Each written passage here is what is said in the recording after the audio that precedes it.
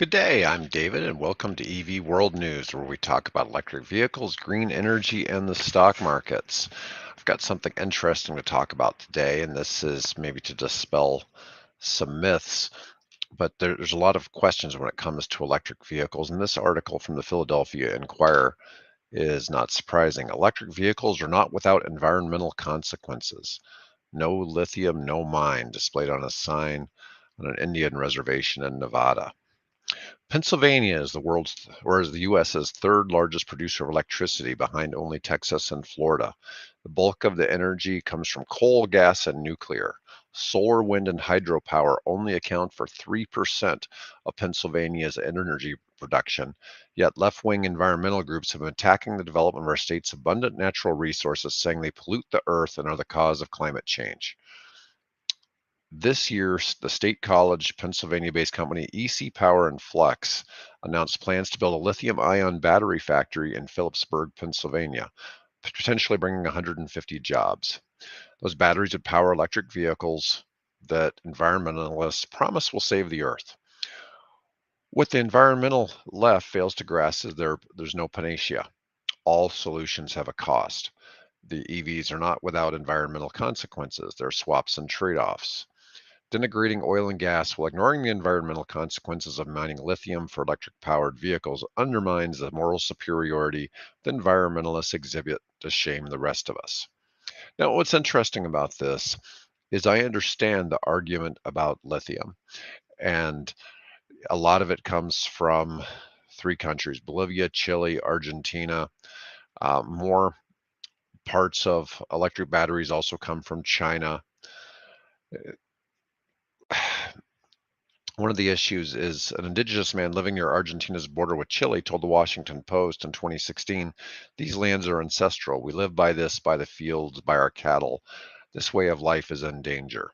Well, one of the things that is changing is batteries aren't always going to be using lithium. There's new technologies coming out for solid state batteries that don't use lithium and they don't catch on fire. A lot of the things that people preconceive about the way that batteries and the harm produced in the manufacture of electric vehicles is simply going to go away. So yeah, I reckon that the best way to look at it is if you look at history of aviation from 1935 to 1945, air forces went from using biplanes to having jets. And that's kind of where electric vehicles are headed. The industry really hasn't existed for very long, and we're seeing rapid changes in that industry. I think we're going to see 1,000-mile range batteries. We're going to see cars that are so much faster than what's currently available. It'll satisfy the gearheads, and simply we're going to have more cleaner air as a result of it. And it's not going to be such a decimation of the environment as some people would lead us to believe just based on some of the history of lithium products. We're going to go on to something else. We've reported previously about the electric vehicle graveyard in China.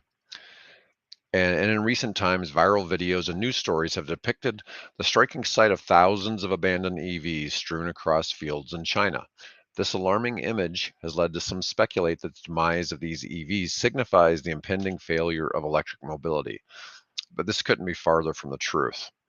While it's true that thousands, maybe even tens of thousands of EVs have been left to decay around Chinese cities, the crucial context here is that most of these vehicles were associated with car sharing or ride hailing services that faced failure. Inside China Auto recently showcased one such Chinese EV graveyard. I'm sure you've seen images of this.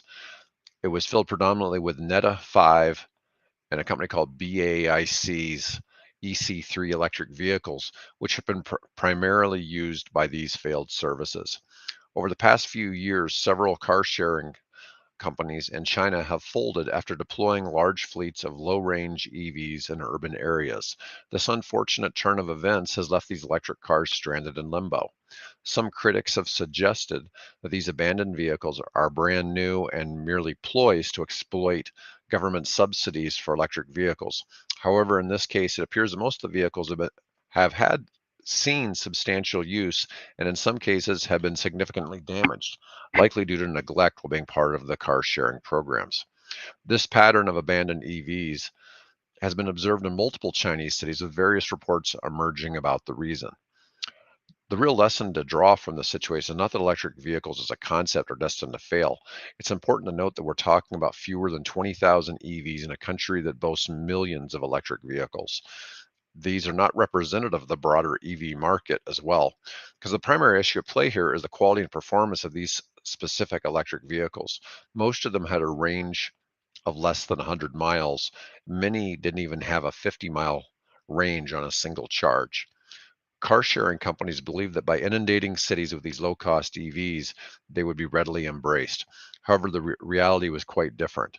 The EV's subpar performance and user experience, combined with the efficiency and speed of public transportation in Chinese cities, deterred potential users.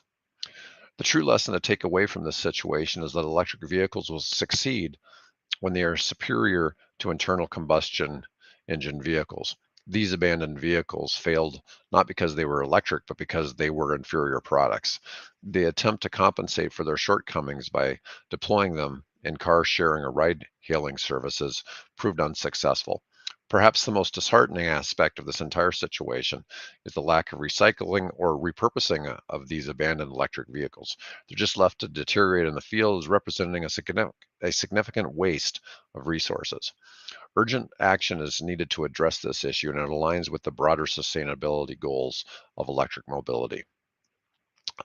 The viral images of abandoned electric cars in China do not signify the failure of EVs as a technology or concept.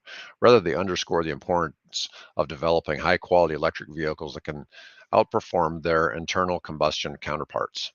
This episode serves as a valuable reminder that success in the EV industry depends on producing superior products and not merely relying on their use in shared mobility services. Additionally, it calls for responsible management of end of life EVs to reduce waste and enhance sustainability in the electric mobility ecosystem. It's going to be interesting to see where this plays out. Despite how people feel about electric vehicles, they're going to become cheaper. The batteries are going to have longer ranges. Issues of range anxiety, where you're going to charge next, those are all going away. The danger of fires is been corrected for the most part, and that'll go away as well. Most of the people that have these misconceptions, we're going to see a big change in the next 10 years. Most people will want to switch to EVs, not because of necessarily people are telling them they have to, but because it's going to be a better experience, because they're going to technically be superior automobiles, and that's going to change where things are going in this world. Anyways, I'd like to thank everybody for tuning in today. A short show, ProTrader Mike wasn't available. And anyways,